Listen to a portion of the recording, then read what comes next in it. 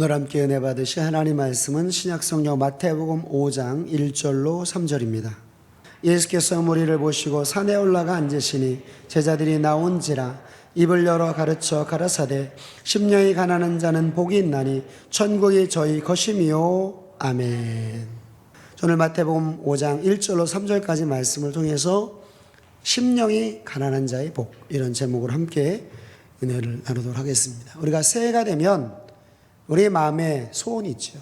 가장 우리가 일반적으로 우리가 하는 기도 제목은 하나님 내 가정에 건강을 주십시오.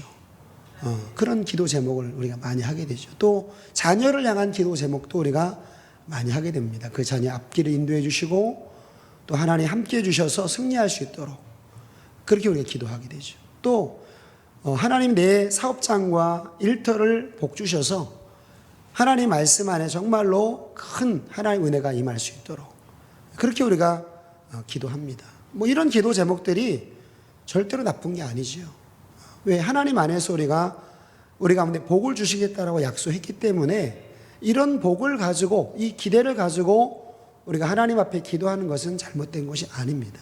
근데 이제 여기에만 머물게 되면 또 문제가 된다라는 거죠. 그래서 우리의 기도 제목이 이제 어디까지 올라가야 되느냐? 이제 믿음의 복, 신앙의 복을 위해서 우리가 기도해야 된다라는 거예요. 아니 어찌 보면 우리가 평생 동안 우리가 기도할 제목은 바로 내 신앙의 복을 하나님 나에게 허락해 주옵소서. 이 기도 제목을 우리가 평생 해야 됩니다. 왜? 하나님은 믿음 있는 자를 기뻐하시고 믿음 없는 자를 하나님이 기뻐하지 않는다라는 거죠. 그래서 내 마음 가운데 믿음을 가져야 되는데 이 믿음이 돈 주고 살 수 있는 그런 것이 아니라는 거예요. 믿음은 하나님의 선물입니다. 그래서 하나님 주셔야 돼요. 그래서 하나님 이 믿음의 복을, 이 신앙의 복을 나에게 허락해 주옵소서. 우리가 기도할 때 하나님이 이 복을 우리 가운데 허락해 주신다는 거죠. 오늘 이 본문 말씀은 예수님께서 우리 가운데 8가지 복을 우리 가운데 말씀을 하고 있어요. 그래서 이 복을 우리도 받아야 될 줄로 믿습니다. 그러면 첫 번째가 바로 뭐냐? 오늘 5장 3절에 나와 있는 말씀처럼 심령이 가난한 자에게 복이 있나니 천국이 저희 것이다. 하나님이 우리 가운데 주시고자 하는 복은 첫 번째가 바로 뭐냐? 천국이라는 거예요. 여러분 얼마나 놀랍습니까? 나는 내 삶 가운데 내가 필요한 것 하나님 이거 주십시오 이렇게 하는데 하나님은 첫 번째로 얘기하는 게 야 천국 가져라는 거예요. 천국을 사모하라는 거죠. 그래서 이 천국은 예수를 믿는 자들에게 하나님 주어지는 놀라운 축복입니다. 그래서 오늘 여기 5장 3절 말씀에 보게 되면 심령이 가난한 자는 복이 있나니 천국이 저희 것이다. 이 천국이라는 것이 그냥 내 마음의 위로와 평안 이 정도를 얘기하는 게 아니라 이건 진짜 천국입니다. 똑같은 말씀이 10절에도 나와 있어요. 10절 의를 위하여 핍박을 받는 자는 복이 있나니 천국이 저희 것이며. 그래서 의를 위하여 핍박을 받으면 우리 마음에 무슨 평안이 있겠습니까? 근데 천국 때문에 평안함이 있다라는 거예요. 그래서 천국을 주시겠다라는 것은 내 마음에 이루어진 어떤 평안 이런 정도를 얘기하는 게 아니라 실제적으로 천국을 얘기를 하는 거예요. 그래서 심령이 가난한 자에게 하나님이 천국을 주신다라는 거죠. 그래서 하나님은 어떤 분이냐? 우리 가운데 천국을 주신다라는 거예요. 근데 어떤 자에게 주시느냐? 심령이 가난한 자에게 천국을 주신다라는 거죠. 그래서 우리가 성경을 보게 되면 하나님은 이 천국에 대해서 너희가 고백하면 천국 되라는 것이 아니라 하나님 앞에 우리가 성령을 통해서 고백해도 하나님 말씀에 순종해야지만이 천국 간다 그렇게 말씀을 하고 있어요. 그래서 우리가 창세기서부터 계시록에 이르기까지 이 구원 얻는 방법, 즉 천국에 들어가는 방법에 대해서 거기 2가지로 이렇게 많은 사람들이 이야기를 합니다. 첫 번째는 예수를 주로 고백하면 다 천국 간다라는 그런 교리가 있어요. 이거는 많은 그런 사람들이 이런 교리를 믿고 있죠. 근데 또 한 교리가 바로 뭐냐? 성령을 통해서 우리가 고백을 해도 천국 들어갈 수 있고 지옥 들어갈 수 있다. 이게 바로 또 한 교리입니다. 그러면 이 2가지 중에서 분명히 한 가지는 틀린 게 된 거죠. 이 2가지를 충족할 수 있는 것은 없기 때문에 그렇습니다. 그런데 이 교리 가운데서 우리가 어떤 것을 선택을 해야 되느냐? 성경에 맞는 것을 우리가 선택을 해야 되죠. 그래서 성경에 뭐라고 되어 있는지를 우리가 살펴봐야 된다는 거예요. 그래서 출애굽기 6장 6절로 7절로 8절까지 말씀 보게 되면 아직 애굽에 있는 이스라엘 백성들에게 하나님이 세 가지를 약속합니다. 자, 출애굽기 6장 6절을 한번 보도록 하겠습니다. 그러므로 이스라엘 자손에게 말하기를 나는 여호와라. 내가 애굽 사람의 무거운 짐 밑에서 너희를 빼어내며 그 고역에서 너희를 건지며 변팔과 큰 재앙으로 너희를 구속하여 너희로 내 백성을 삼고 나는 너희 하나님이 되리니 나는 애굽 사람의 무거운 짐 밑에서 너희를 빼어낸 너희 하나님 여호와인 줄을 너희가 알지라. 내가 아브라함과 이삭과 야곱에게 주기로 맹세한 땅으로 너희를 인도하고 그 땅을 너희에게 주어 기업을 삼게 하리라. 나는 여호와라 하셨다 하라. 아멘. 6절서부터 8절까지 말씀을 간략하게 요약하게 되면 내가 세상에서 끄집어내 주겠다. 세상에서 죄악 가운데 내가 너를 구원해 주겠다. 이 약속이고, 두 번째 7절에 있는 말씀은 그 엄청난 능력으로 내가 끄집어낸 그 하나님이 내 삶에 복을 주신다라는 거죠. 시편 23편에 복을 주신다라는 거예요. 하나님이 내 삶의 주인 되어 주셔서 내 삶에 필요한 것 원수도 막아주시고 공급해 주시는 역사를 하나님 베풀어 주시겠다. 그리고 세 번째는 이 땅에만 복을 주는 것이 아니라 아브라함과 이삭과 야곱에게 약속한 가나안 땅, 안식을 하나님이 주시겠다. 즉 천국에 들어가는 축복을 하나님이 주시겠다라고 약속을 하고 있습니다. 근데 이 첫 번째 약속은 성령을 통해서 예수 그리스도의 피로 말미암아 우리가 이것이 성취가 돼요. 그러니까 내 노력이 1%도 들어가지 않습니다. 그냥 우리가 믿음으로 성령의 역사하심을 통해서 우리가 믿음으로 말미암아 죄에서 구원을 받게 돼요. 근데 두 번째, 세 번째는 이게 하나님의 언약 가운데 이루어집니다. 그래서 출애굽기 19장 5절과 6절 말씀에 보면 너희가 내 언약을 지키면 내가 이런 복을 주겠다. 이 땅에도 복을 주고 영원한 천국도 주겠다. 그렇게 말씀을 하고 있죠. 출애굽기 19장 5절입니다. 세계가 다 내게 속하였나니 너희가 내 말을 잘 듣고 내 언약을 지키면 너희는 열국 중에서 내 소유가 되겠고 너희가 내게 대하여 제상 나라가 되며 거룩한 백성이 되리라. 너는 이 말을 이스라엘 자손에게 고할지니라. 언약을 지키면 복을 주겠다라는 거예요. 그래서 하나님 백성들의 삶 가운데 그 언약의 말씀에 순종하지 않는 자들은 이 땅에 복을 받지 못하고 언약의 말씀에 순종하지 못한 사람은 가나안 땅에 들어가지 못하게 되는 일들이 나타나게 됩니다. 그래서 우리가 히브리서 3장 16절 이후의 말씀 보게 되면 왜 이스라엘 민족이 광야에서 멸망받고 지옥 백성 냈는지를 기록을 하고 있어요. 자, 히브리서 3장 16절 한번 보겠습니다. 듣고 경록케 하던 자가 누구뇨? 모세를 쫓아 애굽에서 나온 모든 이가 아니냐? 또 하나님이 40년 동안에 누구에게 노하셨느냐? 범죄하여 그 시체가 광야에 엎드러진 자에게가 아니냐? 또 하나님이 누구에게 맹세하사 그의 안식에 들어오지 못하리라 하셨느냐? 곧 순종치 아니하던 자에게가 아니냐? 이러보건대 저희가 믿지 아니함으로 능히 들어가지 못한 것이다. 순종하지 못했다, 믿지 못했다, 똑같은 말입니다. 그러면 뭐를 순종하지 못하고 뭐를 믿지 못했느냐? 하나님의 그 언약의 말씀을 그들이 순종하지 아니하고 믿지 못했다라는 거예요. 그리고 그 언약의 말씀을 그들이 거역함을 통해서 그들은 그 땅에서도 가나안 땅을 들어가지 못하게 되는 저주를 받게 되지요. 그래서 성경은 뭐라고 말씀하느냐? 고백한다고 해서 다 천국 가는 것이 아니라 고백했어도 언약의 말씀에 순종하지 못하게 되면 이 천국의 복을 받지 못한다라는 거예요. 그래서 우리는 어떤 삶을 살아야 되느냐? 심령이 가난해야지만이 천국 들어간다는 거죠. 똑같은 말씀이 어디 나와 있느냐? 마태복음 7장 21절은 나와 있습니다. 나더러 주여 주여 하는 자마다 천국에 다 들어갈 것이 아니요 다만 하늘에 계신 내 아버지 뜻대로 행하는 자라야 들어가리라. 아버지 뜻대로 행하는 자가 들어간다는 거예요. 천국은. 그래서 고백에서 들어가는 게 아니라는 거죠. 그래서 많은 사람들이 고백하면 나 천국 간다, 교회가 들림 받는다, 하나님 백성들은 나 천국 간다, 이런 우리가 잘못된 말을 우리가 믿지 말고 성경에 있는 것을 믿으셔야 돼요. 성경은 뭐라고 되어 있느냐? 고백했어도 천국 들어갈 수 있고 천국 못 들어갈 수 있다는 거예요. 그러면 들어가기 위해서 우리가 뭐 해야 되느냐? 심령이 가난해야 된다는 거죠. 다시 마태복음 5장 3절 한번 보겠습니다. 심령이 가난한 자는 복이 있나니 천국이 저희 것이며. 천국 들어가려면 결국 심령이 가난해야 된다라는 거예요. 그럼 이 심령이라는 게 뭐냐? 이 심령이라는 것은 하나님께서 사람을 만드실 때에 이 흙을 가지고 육을 만드셨는데 그 속 안에 뭘 지으셨느냐? 심령을 지으셨다는 거예요. 자, 스가랴 12장 1절 말씀을 한번 보도록 하겠습니다. 이스라엘에 관한 여호와의 말씀의 경고라.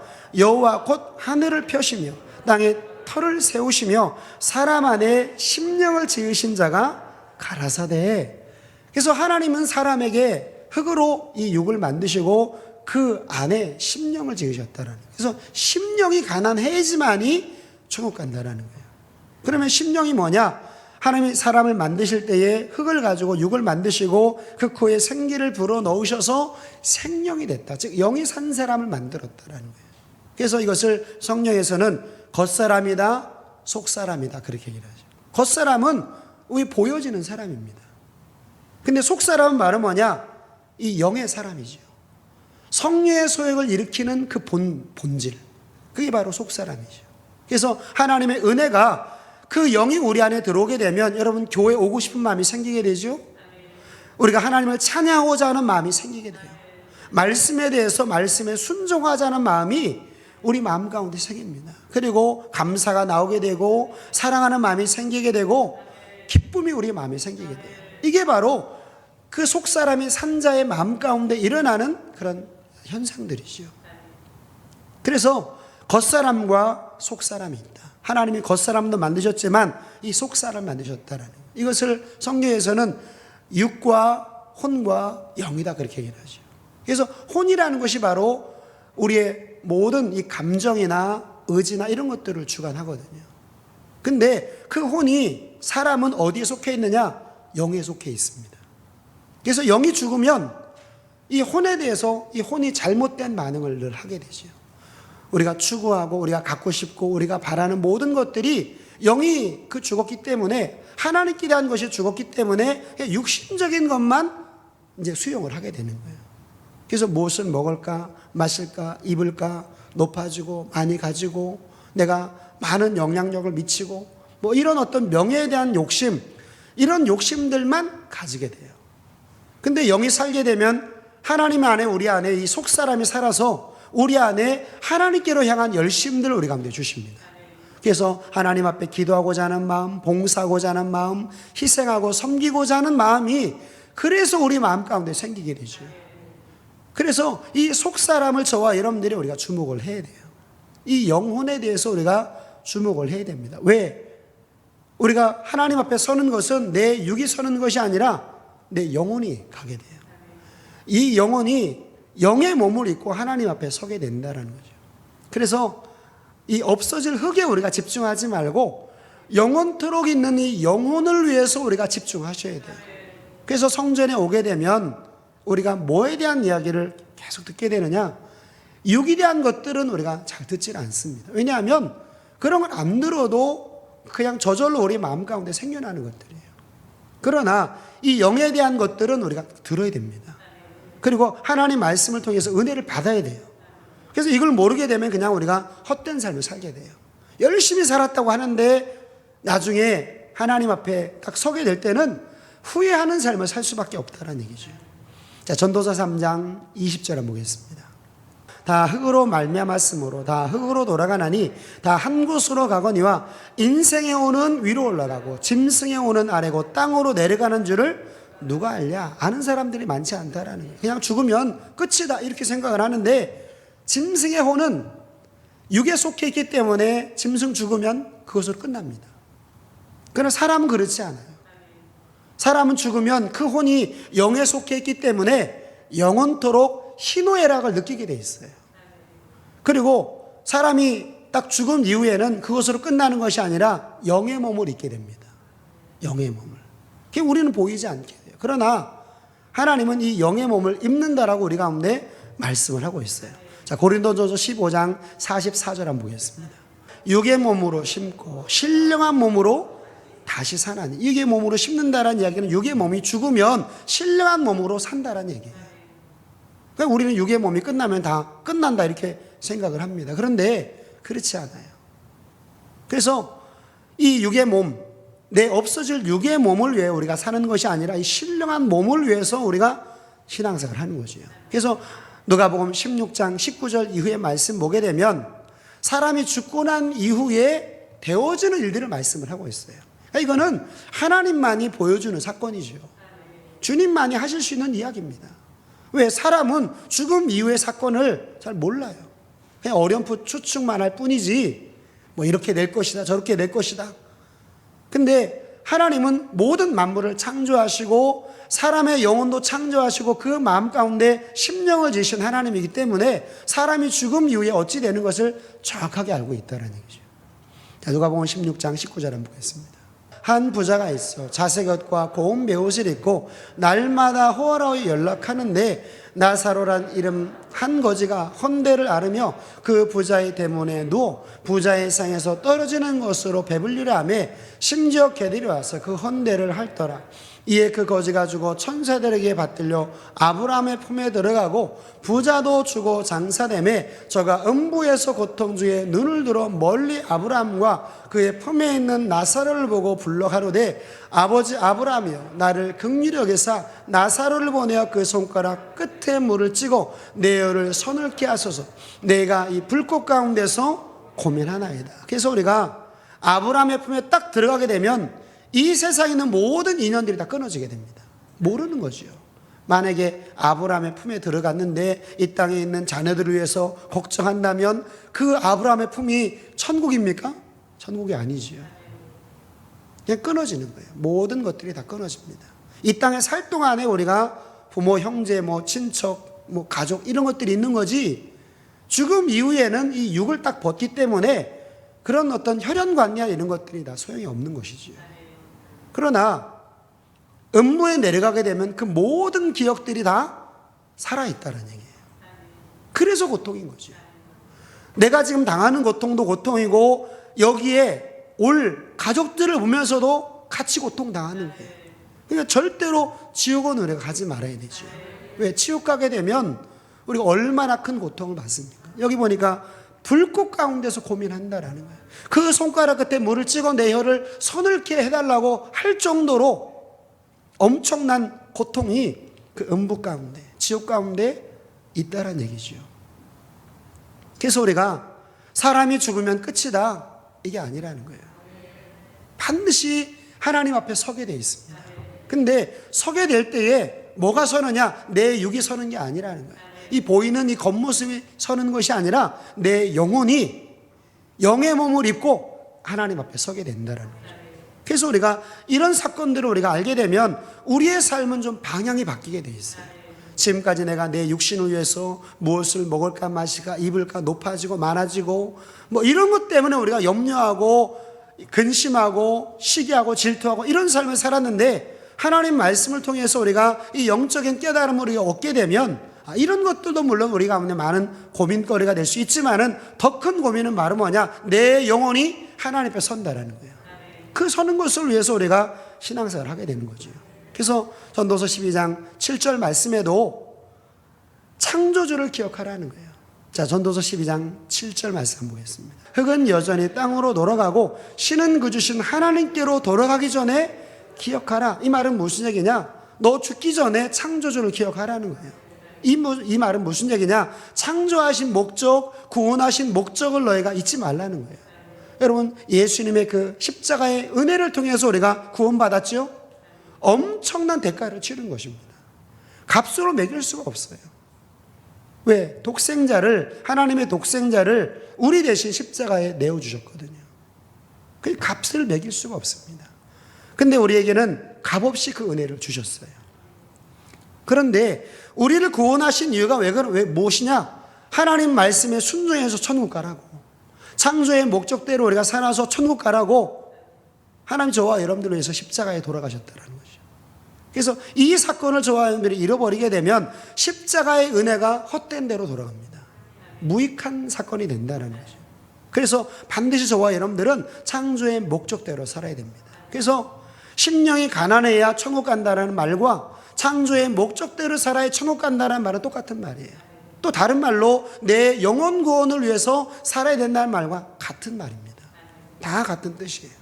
근데 문장이 다르고 단어가 다를 뿐이지 천국 들어가는 말씀들은 다 똑같습니다. 자, 히브리서 9장 27절 한번 보겠습니다. 한 번 죽는 것은 사람에게 정하신 것이요 그 후에는 심판이 있다. 반드시 심판이 있습니다. 근데 이 사건을 그래도 우리가 믿게 되는 것이 감사한 거죠. 왜? 사람들은 그냥 무슨 죽으면 끝이고 뭐 이렇게 생각을 하지, 무슨 그 이후에 그 다음 세계가 있어 이렇게 생각을 하죠. 근데 성경은 뭐라고 얘기하느냐? 한 번 죽는 것은 다 모든 사람에게 다 미치게 되는 사건이라는 거예요. 누구도, 어떤 권력자도, 어떤 지혜자도 이 땅에 100년, 200년 지금까지 살아있는 사람이 없습니다. 시간 지나게 되면 다 죽게 돼 있어요. 근데 죽음으로 끝이 아니죠. 죽음 이후에 뭐가 있느냐? 심판이 있다라는 거예요. 이 심판은 무슨 심판이냐? 이 육에 대한 심판이 아니라 내 영혼의 심판이라는 거예요. 내 영혼이 천국 가느냐 지옥 가느냐, 이 심판이 있다라는 거예요. 그래서 많은 사람들이 교회 안에는 심판이 없다 이렇게 얘기하는데 그거는 마귀가 하는 이야기입니다. 교회 안에도 심판이 있어요. 교회 안에도. 이 사건들은 우리 가운데 엄청난 충격이 되죠. 왜? 지금 우리도 교회 생활을 하고 있기 때문에. 그래서 내가 창조의 목적대로 내가 살지 아니하고 내가 심령이 가난한 자가 되지 않게 되면 이 천국을 내가 얻지 못한다라는 거예요. 베드로전서 4장 17절 말씀에도 하나님의 집에서 심판을 시작할 때가 있다라는 말씀이 있습니다. 하나님의 집이라는 것은 바로 성전을 얘기를 하죠. 교회를 얘기합니다. 교회 안에서도 심판이 있다는 얘기예요. 히브리서 3장, 히브리서 10장 30절 말씀에도 하나님은 하나님의 백성들을 심판하실 때가 있다라는 거예요. 또다시 심판하신다라는 거예요. 그러면 우리는 어떤 삶을 살아야 되느냐? 영혼을 위한 삶을 살아야 돼요. 내 영혼이 천국 가는 것을 위해서 살아야 된다는 거죠. 자, 히브리서 10장 38절 한번 보겠습니다. 오직 나의 의인은 믿음으로 말미암아 살리라. 또한 뒤로 물러가면 내 마음이 저를 기뻐하지 아니하리라 하셨느니라. 우리는 뒤로 물러가 침륜에 빠질 자가 아니요 오직 영혼을 구원함에 이르는 믿음을 가진 자니라. 즉 의인, 예수를 주로 고백한 사람은 의인이지요. 하나님이 의롭다 칭하십니다. 그 의인은 무엇을 가지고 살아야 되느냐? 하나님의 말씀을 믿는 믿음 가지고 살아야 돼요. 이 믿음은 어떤 믿음이냐? 내 영혼을 천국으로 인도하는 믿음이라는 거죠. 그래서 예수를 고백하는 믿음과 하나님 말씀, 이 천국의 말씀에 순종하는 믿음은 차원이 다르다는 거예요. 예수를 주로 고백하는 것은 하나님의 전적인 은혜로 됩니다. 그러나 말씀에 순종하는 믿음은 어디서부터 오느냐? 내가 순종할 때 이 믿음을 얻게 돼 있어요. 순종하지 않게 되면, 범죄하게 되면 이 믿음이 사라지게 됩니다. 침륜에 빠지게 되는 일들이 나타나게 돼요. 그래서 예수를 믿는 자들에게 죄 짓지 말라는 거지요. 예수를 믿는 자들이 악을 행치 말라는 거예요. 그 자리에서 떠나라고 말씀합니다. 왜? 그 자리에 있게 되면 우리의 믿음은 점점 떨어지게 돼 있어요. 그래서 악을 우리가 계속 멀리 해야 됩니다. 우리가 신앙생활 하면서도 하루를 우리가 점검할 때도 내가 무슨 일을 하게 되면 내 믿음이 그 다음날 떨어진다라는 것을 우리가 깨달아야 돼요. 그죠? 어느 때는 내가 막 믿음이 좋은 때가 있어요. 감사가 넘치고 은혜가 넘치는 때가 있습니다. 근데 어느 때 보면 막 그냥 푹 가라앉아가지고 뭐 다 귀찮은 거예요. 하나님 앞에 기도하는 것도 싫고 예배 드리는 것도 귀찮고 만사가 다 귀찮고 그냥 나는 내 멋대로 살 거야. 이런 마음을 우리가 가질 때가 있습니다. 왜 그러냐? 그 전날 뭔가 잘못된 행동이 있었다는 얘기예요. 그 전주에 무슨 잘못된 행동이 있었다는 얘기입니다. 그것을 우리가 분별을 해야 돼요.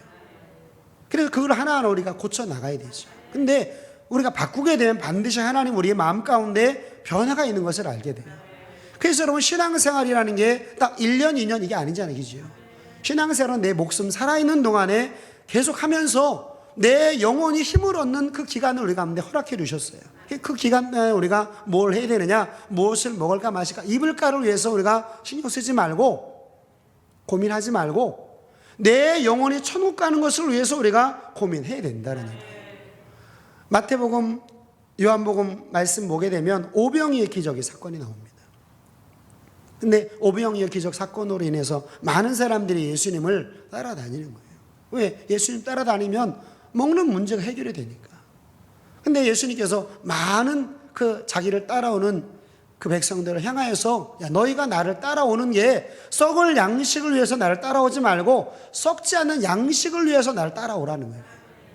우리가 신앙생활하는 목적은 내가 이 땅에 잘 살아야 되겠다, 내가 이 땅에 내가 복을 받아야 되겠다, 물론 이것도 중요하지만 더 큰 기도의 제목은 말은 뭐냐, 내 영혼이 천국 가야 되겠다. 그 기도 제목 가지고 신앙생활 하라는 얘기예요. 근데 여러분, 그런 마음을 가지고 신앙생활을 하게 되면 나타나는 현상들이 있다는 얘기죠. 그게 바로 히브리서 11장에 나오는 사건들입니다. 영혼 구원에 이르는 믿음을 가진 자는 반드시 이런 행동들을 보이게 돼 있어요. 그래서 히브리서 11장을 쭉 읽어보게 되면 우리 신앙과 이게 비출 수가 있죠.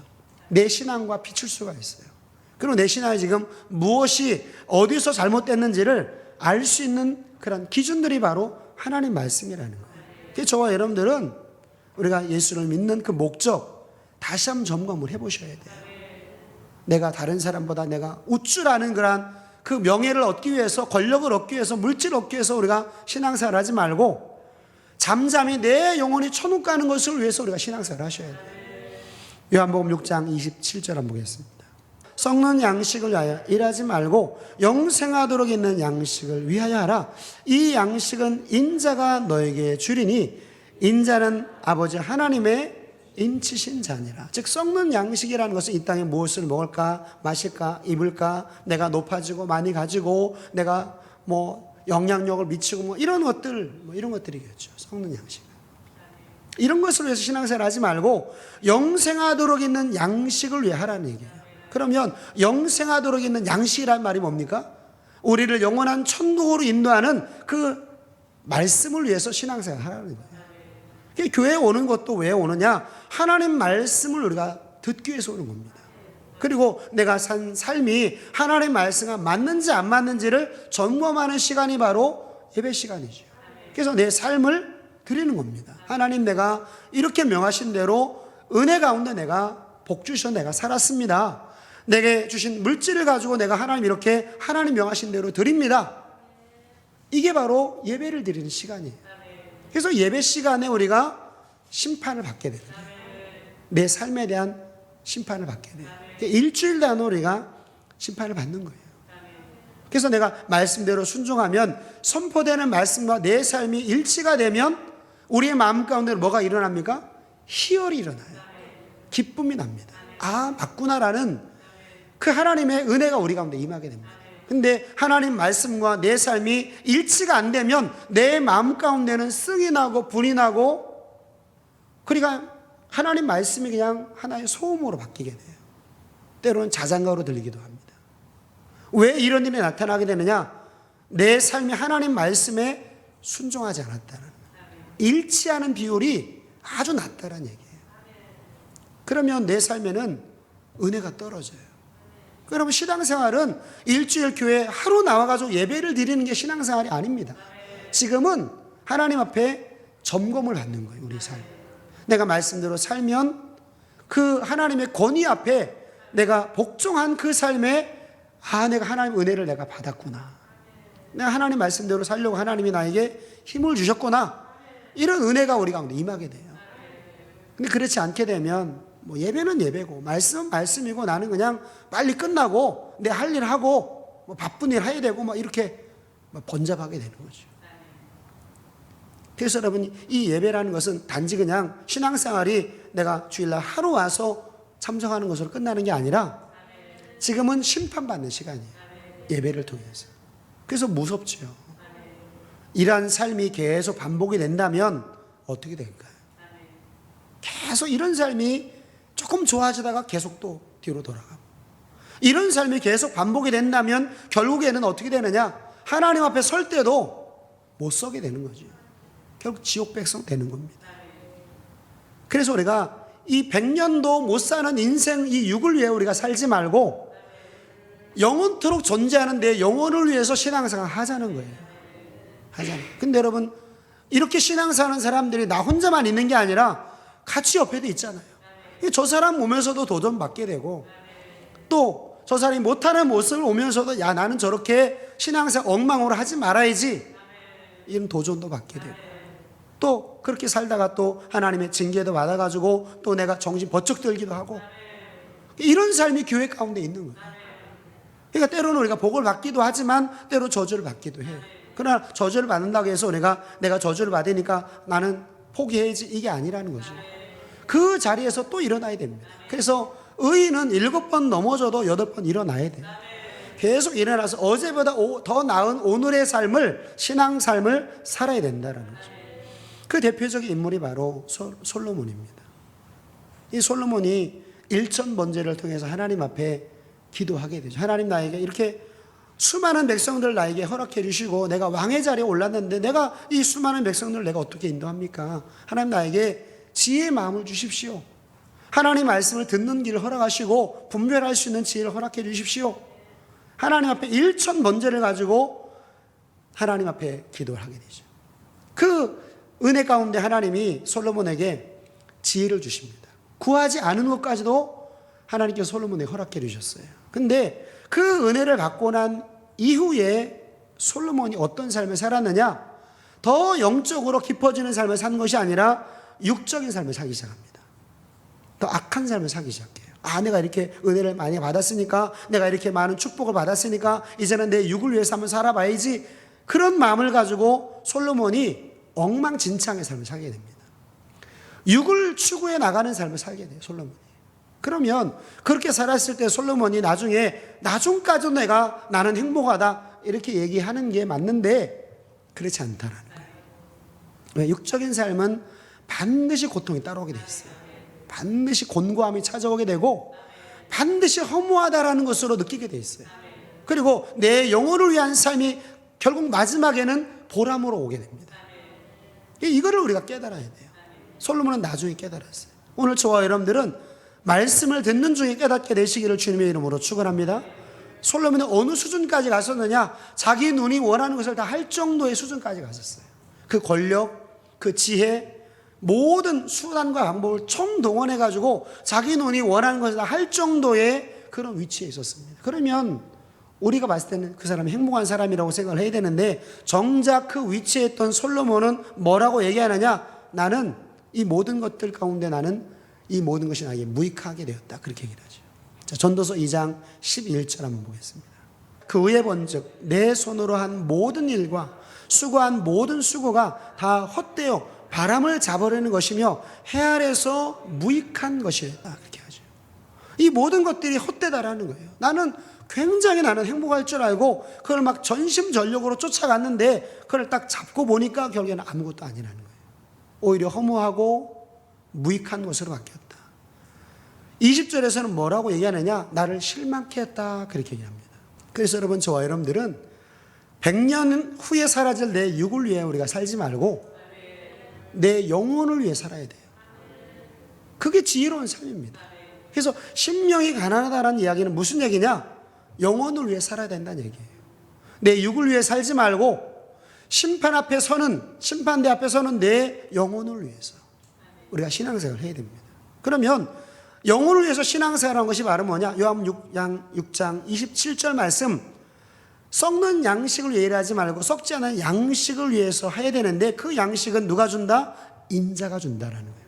즉 예수님이 준다라는 얘기죠. 그러니까 예수님 말씀에 최고의 권위를 가지고 우리가 신앙생활을 해야 됩니다. 어떤 큰 목회자가, 어떤 큰 능력자가, 어떤 위대한 신학자가 우리 가운데 이 영생의 말씀을 주는 게 아니라 예수님이 우리 가운데 준다라는 얘기예요. 예수님이. 그러면 베드로나 사도 바울이나 이런 사람들은 예수님의 말씀을 받아서 전한 것이기 때문에 그건 두 번째입니다. 첫 번째 소스는 어디에 있느냐? 예수님께 있다는 거예요. 왜? 예수님이 영생의 말씀을 주니까. 근데 너무나 많은 사람들이 성경을 잘못 해석을 해가지고 그냥 고백만 하면 천국 간다, 뭐 이런 이야기를 하는데, 우리는 예수님 말씀 받아야 돼요. 예수님 뭐라고 얘기하느냐? 야, 너 썩지 않은 양식을 위해서 일을 해야 되는데 그 양식 누가 주는지 아느냐? 내가 준다라는 거예요. 그럼 예수님 우리가 주신 말씀 바로 뭐냐? 영생의 말씀을 주신다는 거죠. 자, 요한복음 6장 68절 한번 보겠습니다. 시몬 베드로가 대답하되 주여 영생의 말씀이 계심에 우리가 누게로 가오리까? 영생의 말씀 바로 주님의 말씀이죠. 그래서 주님께서 우리 가운데 주시는 말씀을 내가 믿어야 돼요. 그 말씀을 내가 순종해야 됩니다. 요한복음 6장 35절도 한번 볼까요? 예수께서 가라사대 내가 곧 생명의 떡이니 내게 오는 자는 결코 줄이지 아니할 터요 나를 믿는 자는 영원히 목마르지 아니하게 될 것이다. 즉 예수님이 주시는 말씀을 최고의 권위로 삼고 신앙생활 하라는 거예요. 뿐만 아니라 그 주님의 말씀 그냥 듣는 것으로 끝내지 마시고 그 말씀 묵상하셔야 돼요. 여러분 묵상이 뭡니까? 다시금 끄집어내가지고 곱씹는 것이 묵상이지요. 우리가 하나님 말씀을 듣고 그냥 이 안에서 듣는 것을 1시간 듣는 것으로 땡 이래버리면 그건 묵상이 아니라는 거예요. 하나님 말씀을 가지고 우리가 잠자리에 들기 전에도 묵상해보고 우리가 일을 하다가도 묵상해보고 그죠? 순간순간 하나님 말씀을 가지고 내가 묵상을 하는 거예요.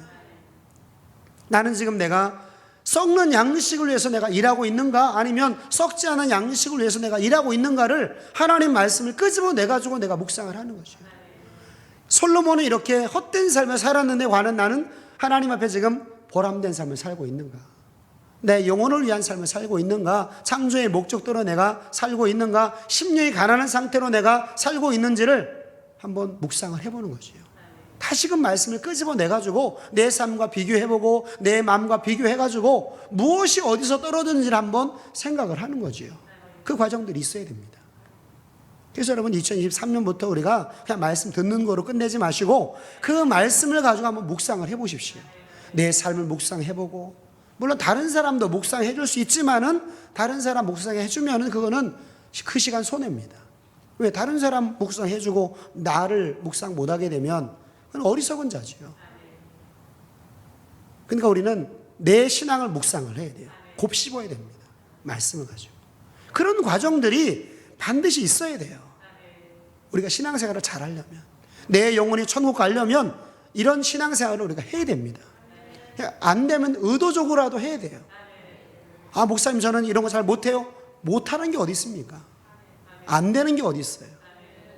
하나님 말씀하라고 했잖아요. 그래서 시편 1편 1절 말씀에 오면 복 있는 사람, 여기서 복은 영생의 복을 얻길 원하는 사람은 악인의 죄인의 오만한 자리에 앉지 아니하고 오직 여호와 율법을 즐거워하며 그 율법을 주야로 묵상하라는 거예요.